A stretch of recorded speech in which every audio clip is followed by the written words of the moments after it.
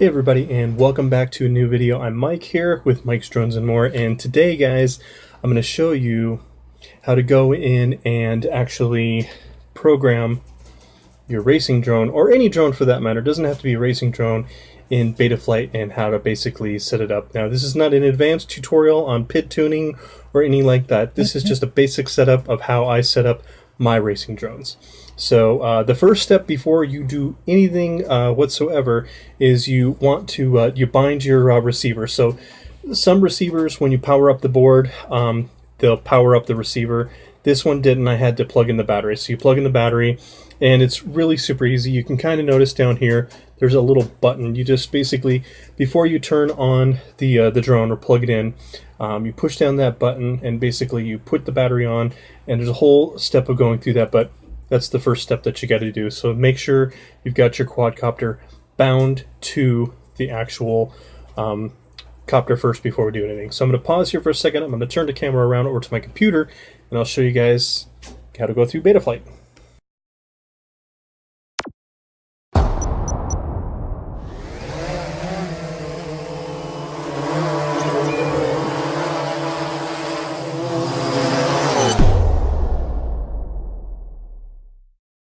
Okay guys, so the very first step before you do any of the programming for BetaFlight is you want to make sure that your drone is sitting somewhere that is nice and flat, nice even surface, because this is what's basically going to set the accelerometer and the gyroscope on your drone. The next thing that you want to do is on your computer, you're going to want to download the BetaFlight app. Now if you don't have it, it's really easy. You just go to Google and Google search BetaFlight. You literally type it in, and it's available on the Chrome store. I'm going to move my camera up here so you guys can see. There we go. So you just download it. So it's really super easy. So I'm going to go ahead and plug in the drone here real quick for you guys. And now I do have my props on. For safety though, I would suggest taking off your props before you do any kind of programming, just for safety purposes. You don't want to be programming something and then all of a sudden your drone decides it wants to take off. That hasn't happened to me, but I have heard horror stories of that kind of thing happening. So when it first comes on, you'll hear Windows kind of go bun dump, and or depending on Windows 10, they'll make a little chime. I have Windows 7. Alright, so you've got it plugged in, and you'll see that the flight board is turned on. Okay, so that's the next step. So now what we're going to do is we're going to launch BetaFlight. So you just click it, and it'll actually launch the BetaFlight configurator. So let me try and get this here so you guys can see. There we go. Okay, so now that we've gotten BetaFlight open, what you want to do is go over here to the top right and click this connect button. So we're going to click connect, and it'll say connecting. And what you're going to see here on the screen is you're going to see your drone. All right. So, and if you move the drone this way, that way, left, right, it's basically going to simulate any way that you turn the drone. That's why I was saying make sure it's on a nice flat surface like it is right here. So once you've got it on a nice flat surface, if for some reason you plug it in and the drone shows like that way, just turn your drone that way, and then all you have to do is the flat surface, hit this reset Z-axis, and that will basically turn the drone back around to the way you're facing. The next step I always do is I calibrate my accelerometer, and it'll just basically go through. We can do it real quick here, and it'll say it's finished. It doesn't take very long. It's like literally like less than like 10 seconds. So next what you want to do is go over here to the left to the ports. And now this is just the way that I do it. You guys don't have to do it. I have a system that works for me. So whatever system works for you, you find it that way. You're always going to find up here, usually on this URAT1, you'll see this is your configuration /MSP. This is the one how your drone communicates with the computer through BetaFlight. Don't change that one. Now, since I'm running a FR Sky, I connected mine to the UART3. So I just basically go over here to the serial RX and I turn that on. keep everything at, don't mess with any of these, just keep them all on. All right. Okay, so once you do that, always make sure down in the corner here, once you're done changing anything, save and reboot. If you don't save and reboot and you go to the next page, then you're going to lose any configuration that you made and you'll have to go back and do it again. All right, so after I've done that and I've saved and I've rebooted, the next step I do is I go into my configuration. So I check to make sure that my motors are set up the way. So like I was saying before, when we were building the racer, 1 is down here, 2 is up here, 3 is down here, and 4 is always up here. Now if yours is different, you've got some different options here. Whole bunch of different things. So quad X, if you're going to be doing quadcopters, that's like 99.9999% of the times what you're going to use. Okay. Now, next step. When the flight controller comes up, it should automatically know what the ESC motor protocol is. So mine's 1-shot 125.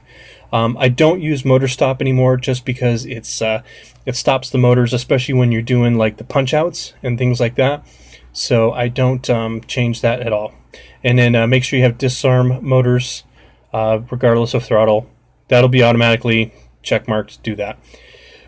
Now your board and your sensor, if for some reason your flight board is, for some reason, like say the arrow is pointing this way, then you're going to have to change it on the yaw axis to whatever. So that's how you go in and change that. And your accelerometer trims over here. This, just keep your accelerometer on. You can personalize your craft. You can name it whatever you want. I don't ever mess with this camera thing here. So the next thing I do is I come over here to your receiver. So I'm using FR Sky, and which is a serial-based receiver. So you kind of go in here and you have different ones. So if you're using a PPM or whatever you're going to be using, you just basically change it to that. Almost all my drones are S-Bus when I can. And then when they're S-Bus, you just go in here, and if you're a Spectrum user, you can change the Spectrum or whatever that you need. So I just change to S-Bus. And then again, any changes over here down on the bottom right, save and reboot. Always save and reboot after every change. Otherwise, it will not update. Some of these have, different things like the Blackbox. I turn that off. Transponder, because I'm not going to be doing racing. Telemetry, I keep on. Telemetry just lets my drone communicate back and forth to the controller or to the transmitter to let know what's going on. VBAT, this one has VBAT, so it monitors the basically the battery voltage and the current meter. I keep that on there as well. So that's all I do for there. Basically, it's real super simple. You can go in, and if you want to put on like your air mode, if you have on-screen display for your flight board, this one does not have it. VT, a whole bunch of different things that you can do in here. So basically, that's all I do, and I just hit save and reboot again. So always remember, save and reboot. The next tab, PID tuning. I don't really mess with that. I like to keep everything stock, and just basically everything that BetaFlight has set up, I like that way. I'm not a PID tuner. I don't know how to do it, and I'm still learning, so I just keep everything stock. I don't mess with it at all. Okay, so next what we're going to do is we're going to go to the receiver. Now, since the receiver is not being powered, we're not going to be able to probably see any signals, but here is what you would do in here. You would be able to basically, if you hit your throttle, you would be able to actually see it here on the screen, and would throttle up, and you would see this line moving back and forth. The same with your yaw. How I have mine set up is I have this switch up here. At the top is my arm and my disarm, and then I have this switch over here up at the top. I have it acro. I have it set to angle mode, and then horizon second down, and then acro mode all the way down. So I just keep that just like that. So it's that simple. So like I said, normally if you had everything, hold on, that is my dog. Okay, so yeah, normally you would be able to start seeing actually if you did your throttle to the right or moved anything, this little picture of the drone would actually be spinning or going up or going down, and you would also see these switches. So I don't have any battery powered up right now. So that's how you would tell if you are connected to the receiver and everything like that. So all you have to do is just save to make sure that all your switches and everything are all set. Next, I go into modes. So the first thing I program on here is my arm button, because if you don't have an arm button, then your motors won't spin. So I always put that on my aux1, and I have my Tyrannus QX7 programmed for this one up here as my arm, because it's just an up and down switch. So up is arm, back is disarm. All right. I don't program any of these other switches. You can if you want to. All right. So what I do is, you can see over here where it's got the yellow. So the yellow tells you when it's on. So when it's forward like this, it'll be over here, and then when I have it off, you'll see the yellow switch will go over here on this side. Again, I don't have a battery plugged in. My battery died on me, so I don't have one to show you guys. Next, over here is where I program all of my modes. So that's my aux2 switch over here. So the first one that I have up is angle mode. So that's why I have this switch here, and I put this on my aux2. You can basically put it for whatever switch that you want. If you want to pay it here, you can do that here. If you want it on this switch, you can have it on this switch. It's easier for me over here, and that's just my own way that I like to do it. And then I set my horizon mode on my aux2 for the middle, and then my air mode for all the way down. And then once you have that set to the way you want it, you go in there and you save it. So you can also see, you can program it for your beeper, for your failsafe, for your head free. I'm not sure what head free is. And anti-gravity, I think that's kind of some kind of air mode. I'm not sure. I don't use it. So yeah. All right. So once you got that, you just click save down at the bottom like I showed you guys before. Again, always make sure you save your changes before you switch to the next screen. Otherwise, it will not change it, and you'll have to go back and reprogram it again. So just a fair warning.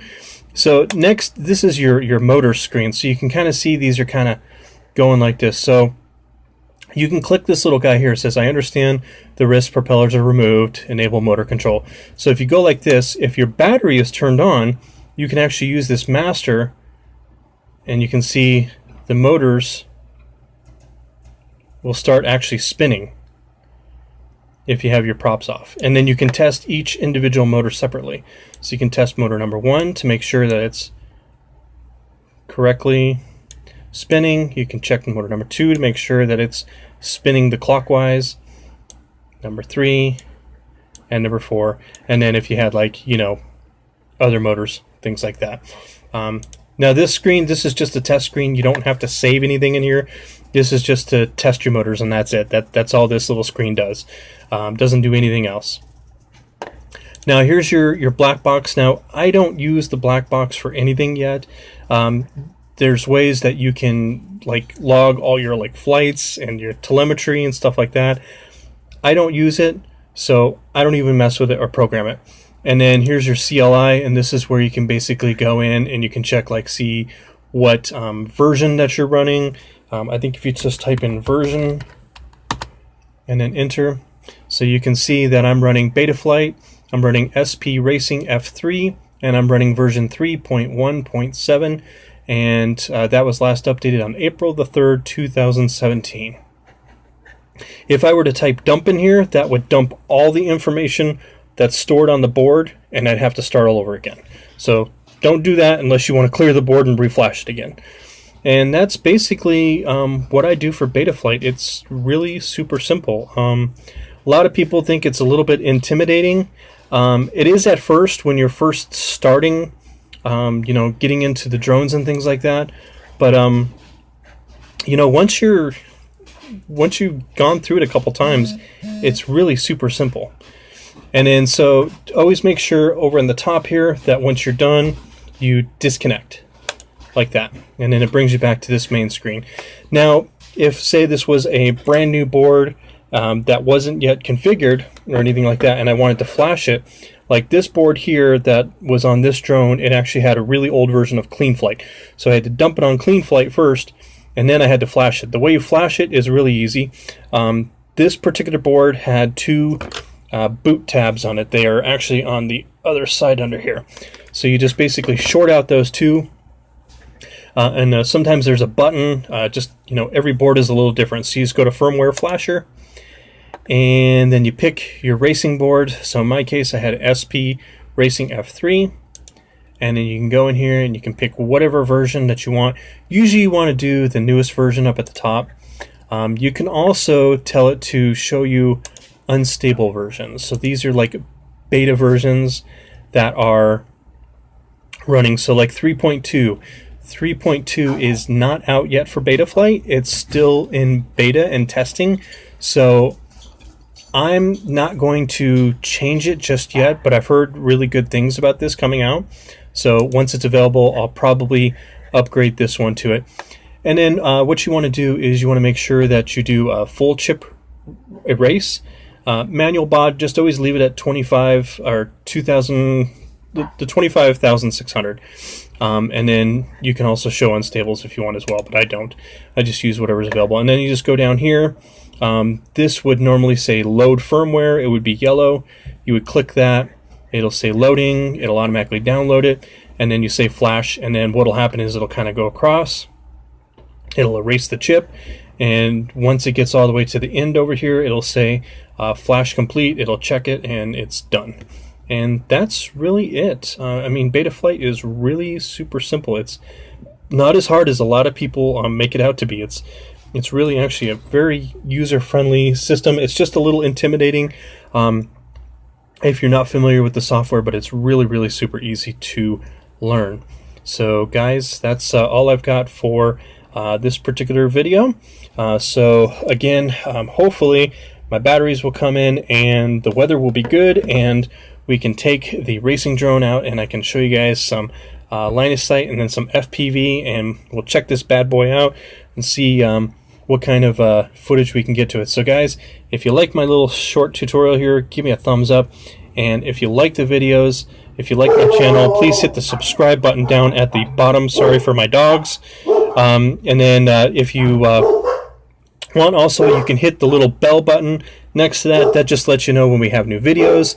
And typically we upload on Thursday, Friday, and sometimes the weekend if we have extra time. I apologize for my dogs. They're barking at something. So thank you guys very much. Thank you for all the support. I really do appreciate it. Thank you for all the comments. Thank you guys. And thank you so much. I appreciate it. So in the meantime, let's keep our drones up in the air and flying high. And I'll see you guys in the next video. Thanks for hanging out.